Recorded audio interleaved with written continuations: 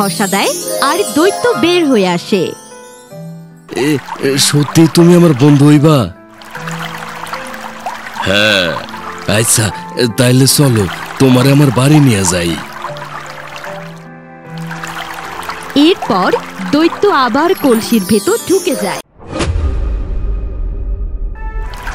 নদীর ধারে ছোট্ট একটা গ্রাম, সেখানে থাকতো শিমুল নামে একটা জেলে। সে নদী থেকে মাছ ধরে সংসার চালাতো। একদিন সে প্রতিদিনের মতো মাছ ধরতে বের হয়।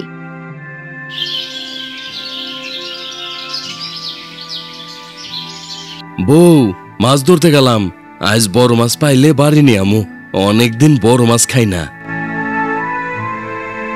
বাড়িতে চাল তো শেষ হয়ে আসতেছে, মাছ না বেচলে ভাতই তো খাইতে পারবো না নে। বড় মাছ খাওয়া লাগবো না, চাল ডাল নিয়ে আইসো। আচ্ছা দেহি কি পাই, দোয়া করিস বড় মাছ যেন জালে বাজে। যাও, আল্লাহ ভরসা। বাবা বাবা, আজ বিয়ালে মেলায় যামু, আমারে নিয়া যাবা? সবাই যাইতাছে। ভাত পায় না, সে আবার যাইব মেলায়। যা, এইখান থেকে যা। বউ এমন করস কেন? ও কি কিছু বোঝে? মাইয়াটা একটু মেলায় যাইতে চাইছে। মা, আজ না কালকে নিয়ে যামু। এরপর মেয়ে চলে যায় আর জেলে নদীতে যায় মাছ ধরার জন্য, আর তার বউ রান্না করতে যায়।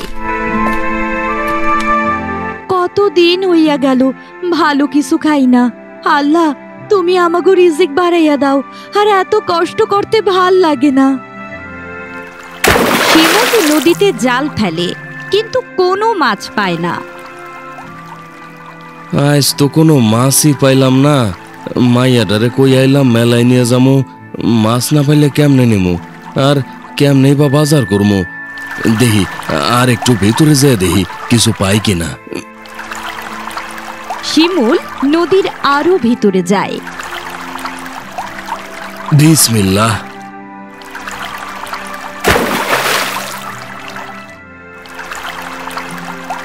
এরপর জাল উঠাতেই দেখে একটা কলসি জালে আটকানো। এই কলসিটা কত সুন্দর, ইস কাদা লাগে আছে, একটু পরিষ্কার করে দেই।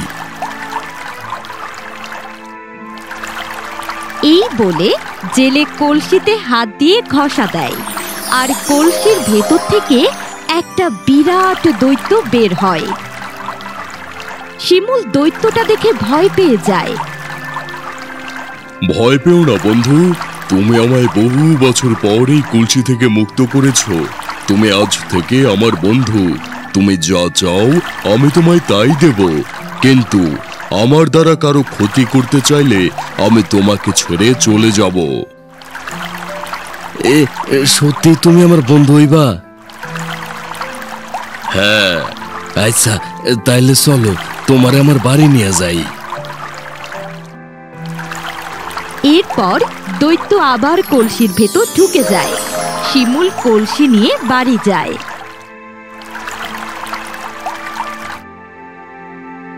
বউ দেখ কি নিয়ে আইছি। কলস নিয়ে আইসো কেন? বাজার আনো নাই? আরে আর বাজার করা লাগবো না, দেখ কি আনছি। এই বলে শিমুল কলসে ঘষা দেয়, সঙ্গে সঙ্গে দৈত্য হাজির হয়ে যায়। শিমুলের বউ ভয় পেয়ে যায়। ওরে আল্লাহ রে, এইটা কি আনছো? এইটা তো ভূত, আমাগো মাইরা ফালাইবো। বন্ধু বলো তুমি কি চাও? আমাগো জন্য ভালো ভালো খাওয়াই না দাও। দৈত্য সঙ্গে সঙ্গে খাবার ভর্তি একটা টেবিল হাজির করে। এত খাবার! মাইয়ারে ডাকো, আজ পেট ভইরা খাওন খামো। মা শিউলি, তাড়াতাড়ি আয়, দেখা যা তোর বাপ কি আনছে। শিউলি দৌড় দিয়ে ঘরে আসে। এত খাওন! এরপরে সবাই বসে খাবার খায়। এত খাওন আমি জীবনেও খাই নাই। আমিও দেখি নাই। বিকেলে মেয়েকে নিয়ে মেলায় যায়। মা, তোর কি লাগবো সব নে। বাবা, তুমি অনেক ভালো। এরপর মেলা থেকে আসতে থাকে। পথে গ্রামের এক ধনী লোকের সাথে দেখা হয়। কে রে শিমুল, মাছ বেচে মেয়েকে এত কিছু কেমনে কিনে দিলি? এত টাকা কে দিল তোকে? আল্লাহ চাইলে সব পারে। কাল আমার মেয়ের বিয়ে, অনেক মাছ লাগবে, পারবি দিতে? কতজন লোকের মাছ লাগবো? এই 500 জনের মতো। আচ্ছা, কালকা পরে পাইয়া যাইবেন। সময় মতো আনিস, নইলে আমার মান সম্মান থাকবে না। চিন্তা কইরেন না বাবু, সময় মতোই পাইয়া যাইবেন।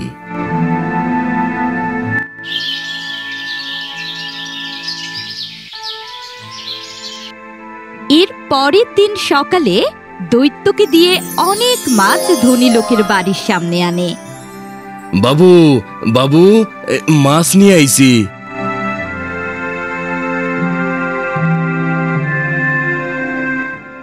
শিমুল, মাছ নিয়ে এসছিস? আমায় বাঁচালি ভাই। সময় মতো মাছ না পেলে আমার মান সম্মান থাকতো না।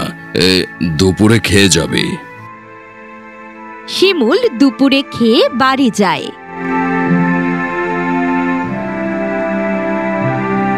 এইভাবে দিন কাটতে থাকে। শিমুল তার পরিবার ও দৈত্যকে নিয়ে অনেক ভালো ছিল। হঠাৎ একদিন শিমুল ভাবে সে যদি দৈত্যকে ব্যবহার করে অনেক ধনী হতে পারে, তাহলে তো কোনো ক্ষতি নেই। শিমুল কলসে ঘষা দেয় আর দৈত্য বের হয়ে আসে। বন্ধু, বলো তুমি কি চাও? দৈত্য, তুমি আমার একটা রাজপ্রাসাদ বানিয়ে দাও, আমি অনেক ধনী হইতে চাই। দৈত্য সঙ্গে সঙ্গে সুন্দর একটা রাজপ্রাসাদ বানিয়ে দেয়। তোমারে অনেক ধন্যবাদ বন্ধু। এত সুন্দর বাড়ি, এইখানে আমরা থাকবো? হ, এখন থেকে এইখানে আমরা থাকমু। কত কালার কষ্ট করমু, গ্রামের সব চাইতে ধনী হমু আমরা। না গো, বেশি লোভ করুন চাইবো না, পরে সব হারাইতে হইব। এত বেশি বুঝিস না, চুপ থাক, কথা কম বলবি।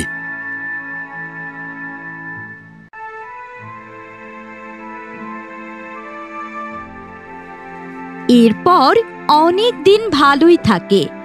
আবার শিমুলের মনে হয় তার যদি অনেক জমি জমা থাকতো তাহলে অনেক ভালো হতো। আবার সে কলসে ঘষা দেয়, দৈত্য আসে।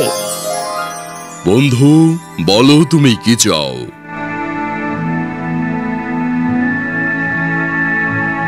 দৈত্য, আমার অনেক জায়গা জমি লাগবো চাষের জন্য, তুমি তাড়াতাড়ি আয়না দাও। এই নাও, তোমার ঘরের পিছনের জায়গা ফাঁকা করে দিয়েছি। এখানে তুমি ধান চাষ করতে পারবে, কিন্তু আমি তোমায় বলেছিলাম তুমি কারো ক্ষতি করলে আমি আর তোমার সাথে থাকবো না। তুমি অনেক মানুষের ঘর ভেঙে নিজের জায়গা বানিয়েছো, অনেক মানুষকে তুমি ঘর ছাড়া করেছো, তাই আমি আর তোমার কাছে থাকবো না। আমি এখন থেকে আমার মতো থাকবো। বিদায় বন্ধু, তুমি ভালো থেকো, আর আমাদের দেখা হবে না। না বন্ধু, আমি তোমায় যাইতে দেব না, আমার কিছুই লাগবে না, তুমি আমাদের সাথে থাকো তাইলেই হবে। তা আর সম্ভব না। আমি এ কি করলাম, লোভ কইরা সব হারাইলাম। এই বলে দৈত্য চলে যায় এবং শিমুল অনেক কান্না করতে থাকে।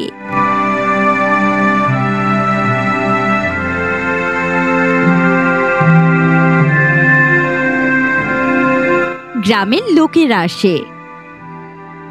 শিমুল ভাই, তুমি আমাকে ঘর বাড়ি ভাঙ্গা সব জায়গা তোমার কইরা লইছো, কাজটা ভালো করলা না। আল্লাহ তোমার বিচার করব। চল সবাই, চল যাই। এরপর সবাই চলে যায়। শিমুল চিন্তিত রূপে ঘরে বসে থাকে। কইছিলাম না লোভ কইরো না, দেখলা তো লোভ কইরা কত ক্ষতি করলা নিজের। হব, লোভ কইরা নিজের অনেক বড় ক্ষতি করে ফেলাইলাম। আমি সবার জায়গা ফিরাই দিমু আর সবাইরে ঘর বানাই দিমু। এরপর গ্রামের লোকদের শিমুল ঘর বানিয়ে দেয় নিজের প্রাসাদ বিক্রি করে, এবং তারা আগের মতো স্বাভাবিক জীবনযাপন করতে থাকে। বন্ধুরা, আমরা এই গল্প থেকে শিখতে পারলাম লোভ করা ভালো না।